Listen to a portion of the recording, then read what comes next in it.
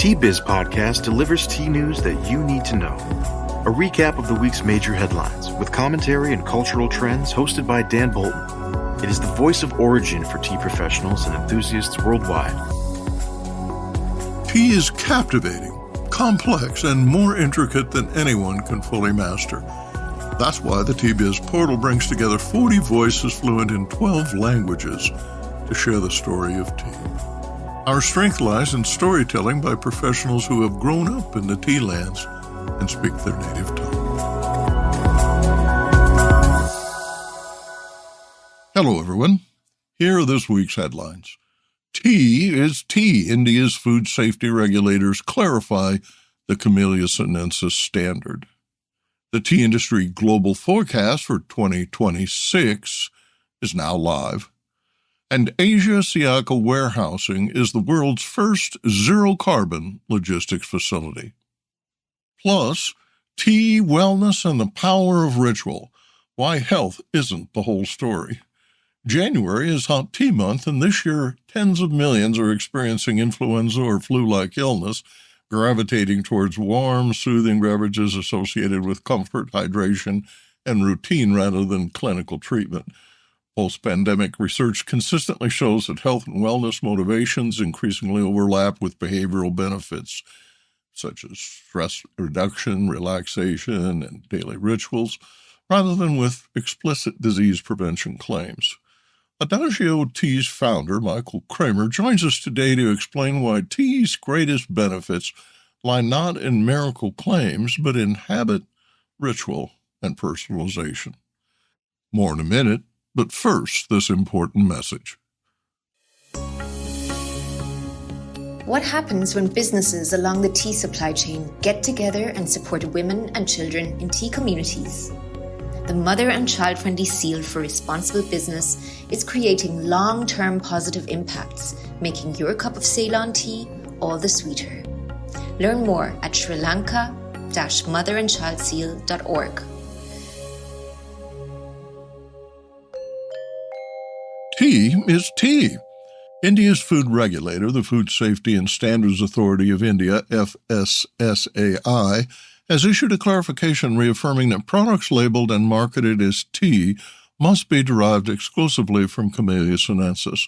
The clarification aligns India's regulatory framework with the long-standing international definition of tea established under ISO 3720, first adopted in 1977. Under that standard, tea is defined solely as the product obtained from the leaves, buds, and tender stems of Camellia sinensis, processed by accepted methods such as withering, oxidation, heating, and drying. FSSAI's clarification does not prohibit the sale of herbal or botanical beverages. Instead, it clearly distinguishes between tea and non-tea infusions for labeling, marketing, and consumer transparency. So why does all this matter?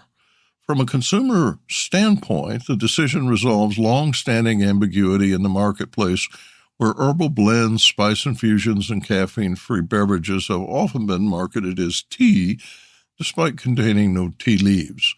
Regulators say the clarification helps ensure consumers know what they are buying, particularly regarding caffeine content, functional properties, and traditional expectations associated with tea. For the tea industry, especially in India, the response has been broadly positive. Producers and trade bodies view the move as reinforcing the integrity of tea as an agricultural product, protecting the value of origin-based teas, and aligning domestic standards with international trade norms. Some marketers and wellness brands have expressed concern that the clarification may require changes to packaging, product naming, and promotional materials, particularly for products commonly sold as herbal chai or chai-style blends that do not contain tea. Regulators, however, have emphasized that such products remain fully permissible, provided they are accurately described as herbal infusions or botanical beverages rather than tea. EU's tradition is significantly different. In European countries, the word tea is allowed to serve as a consumer shorthand for infused beverages, while relying on ingredient disclosure and claim controls to protect accuracy rather than enforcing a strict boundary on Camellia sinensis. FSSAI prioritizes botanical precision. Both views are agreed on preventing consumer deception. Markets will continue to define meaning, diluting tea's agricultural identity, and may ultimately weaken global standards. India is among the world's largest producers and consumers of tea, with globally recognized categories such as Darjeeling, Assam, and Nilgiri. Industry stakeholders note that clear definitions help preserve category credibility amid growing importance of premiumization, geographical indications, and export competitiveness. By reaffirming an internationally accepted definition rather than introducing a new one, India positions itself firmly with global norms governing the tea trade and labeling. Business Insight. Is tea fundamentally a plant or a practice? FSSAI states unequivocally that tea is an agricultural product defined by Camellia sinensis. It is a standards-based view appropriate for regulators. Consumers, however, understand tea as a beverage category defined by how people buy, prepare, and consume it.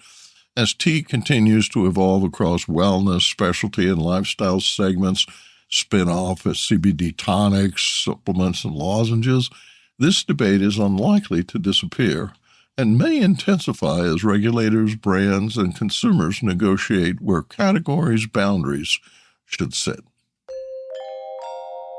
TBiz has published the State of the Global Tea Industry 2026 forecast, a multi-part project examining the structural forces now reshaping the global tea economy. This initial release focuses exclusively on the global outlook, setting aside country-level and regional deep dives for later in the year. The project is designed as a working forecast, one that frames what the industry already knows, but often struggles to act on. The forecast opens with an overview and a framing essay that asks a central question. Why does the tea industry continue to under-respond to risks that are well documented, widely discussed, and increasingly structural?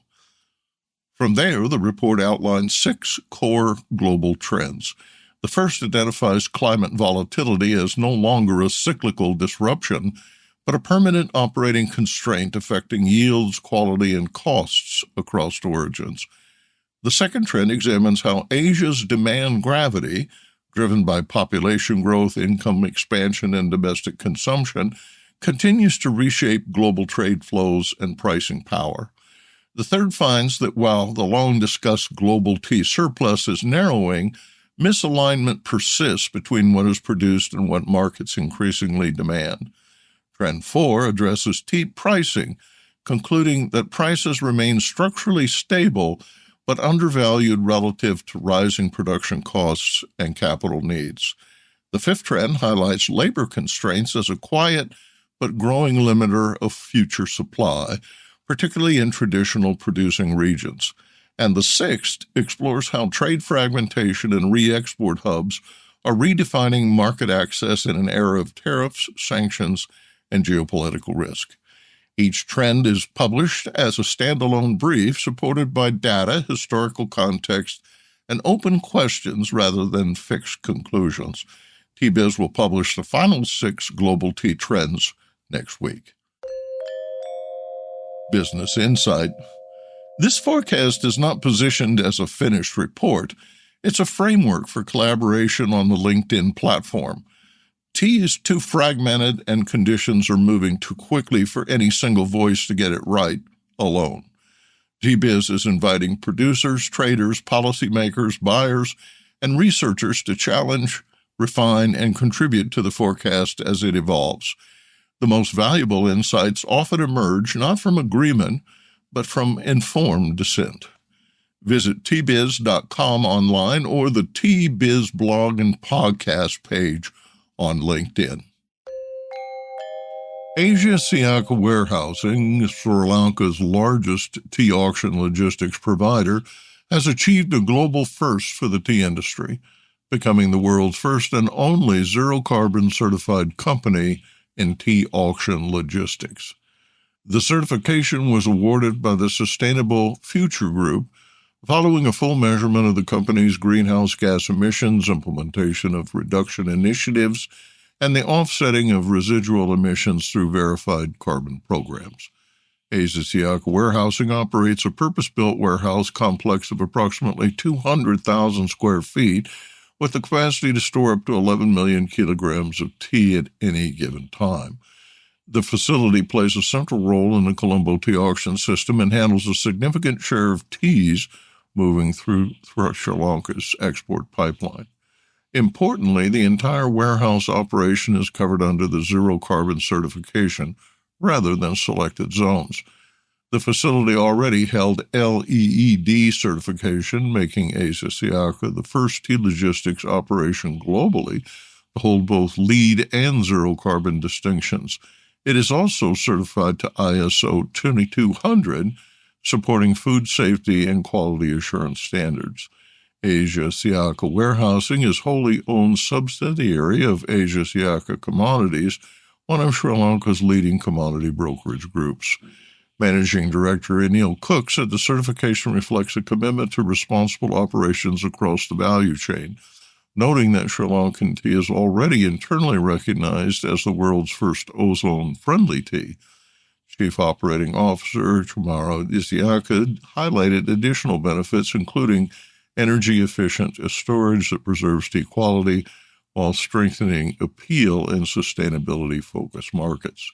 Cook said, quote, "Running a carbon-neutral warehouse allows the producers and exporters relying on our services to cut part of their supply chain's carbon emissions. It helps them meet international sustainability standards and satisfy environmentally aware buyers. This pioneering achievement gives our clients a distinct competitive advantage," end quote.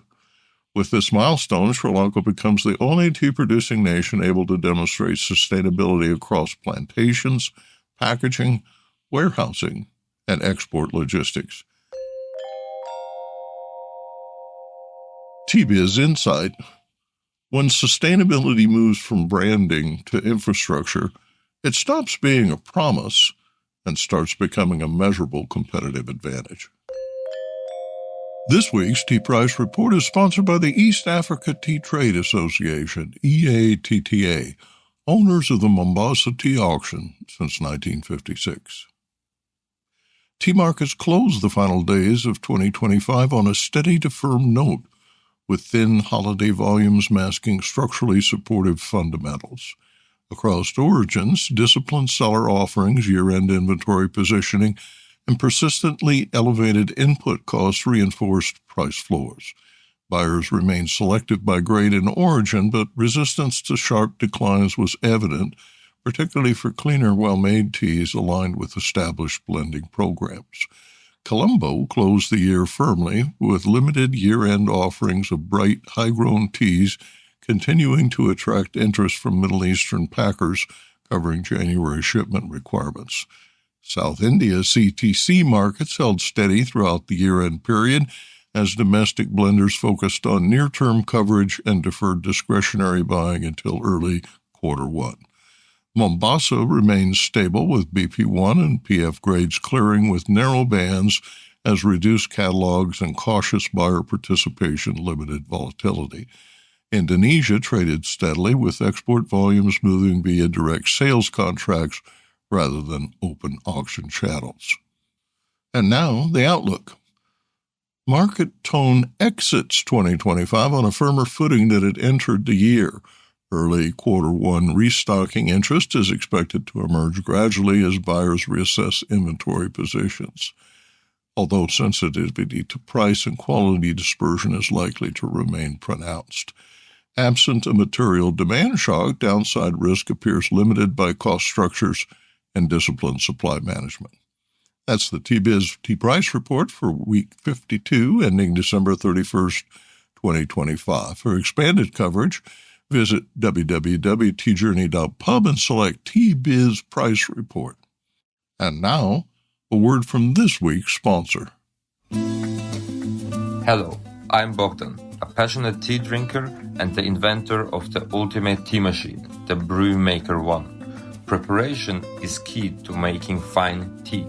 Sequential steepings deliver the best taste possible and unlock the true value of whole leaf teas and botanicals. Brew automates that process without using any pots or capsules. This simple-to-operate, smartphone-controlled device stores steeping profiles to consistently make great tea at the push of a button. Brew also reduces time, waste, and energy. That's because I engineered the brew to remember control settings for temperature, brewing time, and quantity. Using my patented process lets you stack steeps simply and conveniently.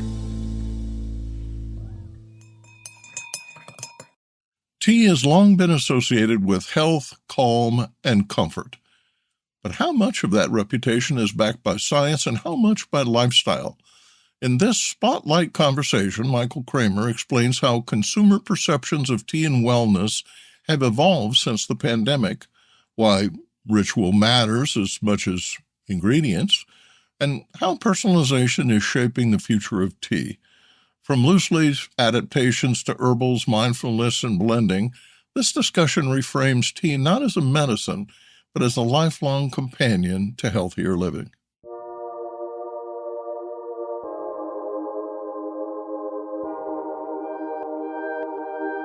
Michael Cramer is founder and CEO of Adagio Teas, one of the most influential specialty tea retailers in the United States. He launched Adagio in 1999 with the goal of making high-quality loose-leaf tea more accessible while preserving the cultural, sensory, and ritual dimensions of tea drinking. Under his leadership, Adagio pioneered direct-to-consumer sourcing, online education, and consumer-driven tea blending, allowing consumers to create and share their own formulations long before personalization became a retail buzzword. Cramer has been a consistent voice cautioning against overstated health claims, instead positioning tea as a lifestyle practice rooted in pleasure, habit, and social connection. His perspective reflects a deep understanding of consumer behavior, product design, and the long arc of tea culture across markets. Michael holds a bachelor's degree from Rutgers University and an MBA from INSEAD. His analytical background continues to inform Adagio's data-driven and customer-centric approach to tea. The snow's piling up here in Winnipeg, and with daytime highs of -20, it never melts. During hot tea month, Michael, I make 32 ounces of hot tea at a time to keep my Yeti thermos filled by my desk. Miami, where you are enjoying a sunny day, sure looks inviting. Have you noticed a shift in consumer motivation around health and wellness since the pandemic, particularly given Adagio's work with functional formulations? Well, we definitely have a wellness line, just because people were frequently coming with the particular question. You know, my stomach gets upset, what tea do you recommend? Or I get frequent headaches, what tea do you recommend? And so we came up with answers, because when we started off, we had like a very generic answer that said a lot of teas are really good for you. Like, find the one that you enjoy and you'll probably drink more of it and therefore get more of the benefit, versus treating it as medicine. Right. But I think that it was an answer, but it wasn't satisfactory to a lot of people that really are looking for just a singular answer. I have this issue. What do you recommend? And so we did develop a wellness line that has certain ingredients that people were seeking out. And so a tea with a particular ingredient that has certain functionality, and that's the one that we kind of promote for that particular ailment. But we're really careful not to make tea seem like medicine. Yeah, right. Because I can always get whatever I'm looking for in a pill. So why would I bother putting on a kettle, steeping the leaves, draining, separating the leaves from the water? Like, why would I go through that whole lengthy process if I could just take this little pill and it does the exact same thing? And so we emphasize the social aspect, the behavioral aspect of tea. We all spend way too much time sitting down. And so when I need to take a tea break, I get up. Well, that's good for my circulation. I have to go to another room. Well, that's even better. I have to put on the kettle, and the kettle will take only 2 or 3 minutes to heat up. do I go back to my computer or do I hang out? Because by the time I get back and forth, it's same time, right? So it just forces you to take a break in your day. And while you're standing there waiting for the kettle to heat up, somebody else may walk by. Hey, how's it going? You may strike up a conversation that you otherwise would not have happened. And you learn something, you share something, you find out that there's an event coming up. Like, it just has so many societal benefits that you just can't put in a pill. And so our emphasis to people on tea is, don't treat it as this, like, here's a panacea that's going to solve all my problems. Right. Treat it as like a lifestyle. It just sets you up on a healthy lifestyle. And Right. It's not going to solve all your problems, but it'll definitely contribute to some of the solutions that you're seeking. Where do you see the gap between what consumers believe is healthy about tea and what science can actually support? Well, I think the science is oftentimes done on either in a test tube, not necessarily on people. You literally create a control group. These people do not drink tea. The other group drinks tea, and their behaviors are exactly the same, and tea being the only factor. And so then you can have a scientific study that would conclusively say, yes, tea is, contributing to this things. So we have a sense that tea is promoting health, and we can tell in a test tube that it has a lot of components that are health affirming. We're always careful not to make like very definitive claims. I think people get into trouble when they do that. Like I know Tivana had a practice of being very explicit about their health claims. They literally would say, this tea will cure cancer. This tea will cure diabetes. When Starbucks purchased the company and took a look at their sales practices and said, well, you can't say that. Like we don't have scientific proof for that. And they had to tone it down. And that kind of contributed to the loss of sales because it's unethical of us to be making claims that we can't back up scientifically. Yeah. And so the way we kind of promote it is, we know tea is healthy for you. Like it has all the elements that would contribute to your health, and just make it a part of your lifestyle. Don't make it seem like it's the panacea that's going to be like, once I drink this cup of tea, all my ailments are going to go away. We're more focused on the wellness and the lifestyle as opposed to a particular, here's a study, here's the ailment. Has the post-COVID period changed how consumers engage with tea formats, such as loose leaf, herbals, and functional blends? I'm not sure if the perception had changed. I think the overall consumption has changed. Preparation of coffee at home exploded during that time. Right. People couldn't go to their cafes, and so they had to invent a way to make it at home. And so I think the similar thing had happened to tea, where basically the cafes were closed. I need to learn how to make tea, before I would go in and the barista would make it for me. And so I think people had developed skill sets that they didn't have before. And so a much larger percentage of the population is willing to make the beverage at home. And so we're seeing we're seeing a lot more consumption.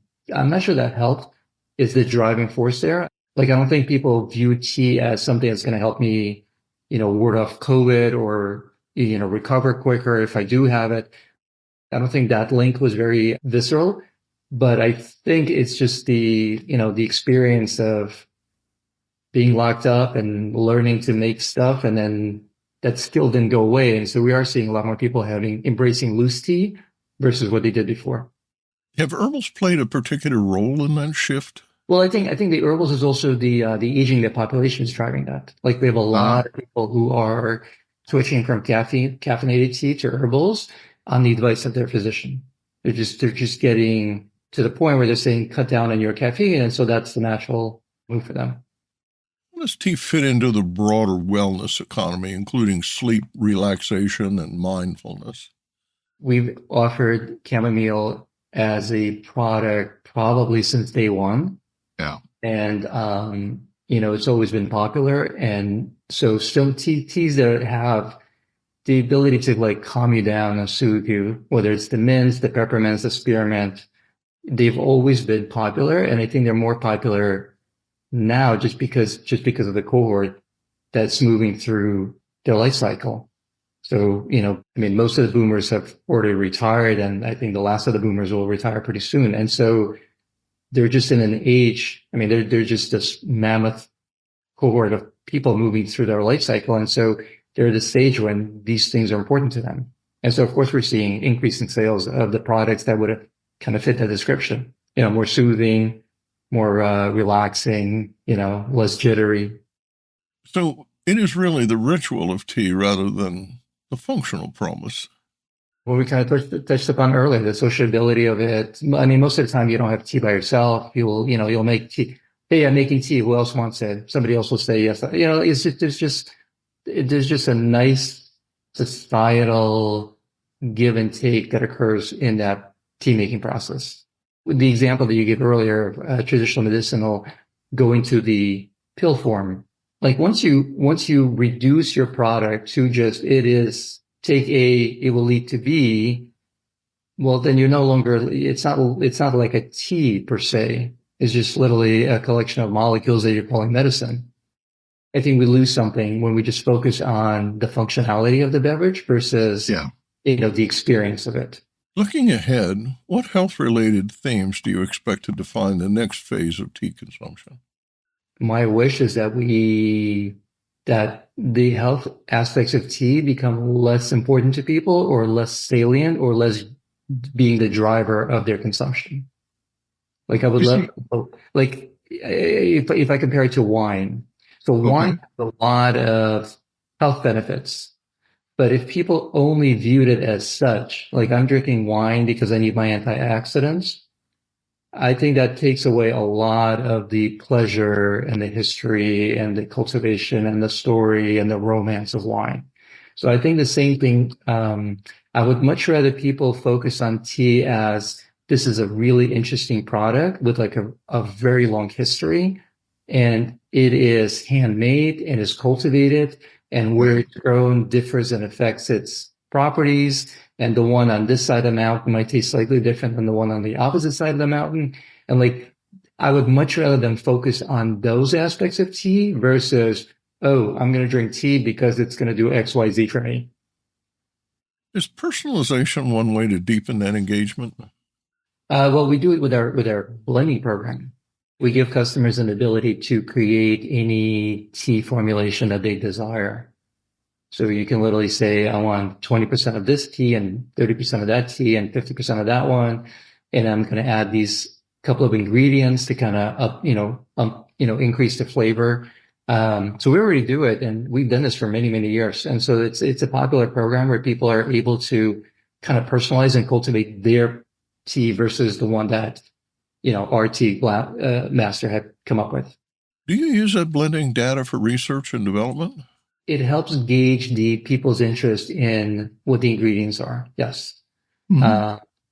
So much of it is also tied to the theme. So a lot of the blends are created with like themes in mind. And so sometimes the theme overwhelms the actual components. You can definitely use it as a laboratory. It's crowdsourcing. It literally is allowing your customer base to come up with formulations that you would not have come up with yourself. And so based on that, on the sales trajectory, you can say, okay, this particular flavor profile really has taken off. We haven't thought of it. Luckily somebody else has. And so we kind of learn from the data. Do you see experimentation and, quote, make it your own, end quote, tea culture expanding further? Well, tea is very forgiving. You can mix many different ingredients. You're not always going to hit upon a winning formula, but it won't be awful. Like you can't screw it up. And so yes, the experimentation is like the number of combinations that you can put together in terms of different teas. You can do that. When we started this process, we thought, well, you mix black teas with black teas and you mix green teas with green teas because they both require different temperatures and different steep duration. But the customers started playing. They started crossing those kind of boundaries that we had in our mind.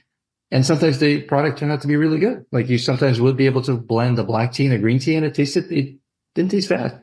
Yeah. And so now that you have all these different variations of teas, now you can layer on top of it all these different ingredients, from the herbal world or from the fruit, dried fruit category. you can create like, I don't know, thousands of different combinations, and they would be unique and different.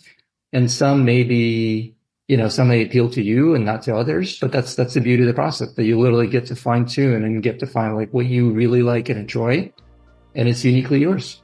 And the beauty of our process is we make it available where you can make it available to others. So it's not just you create it for yourself. Like you can literally say, this is Dan's blend, and then other people go, oh my God, Dan hit upon something really wonderful, and then, they'll be purchasing it. Yeah, I love that idea.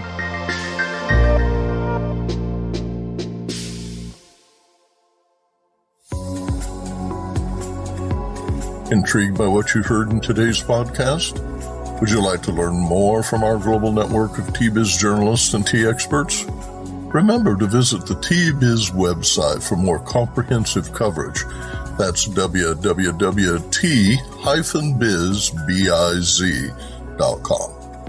Thanks for listening. Farewell till next week.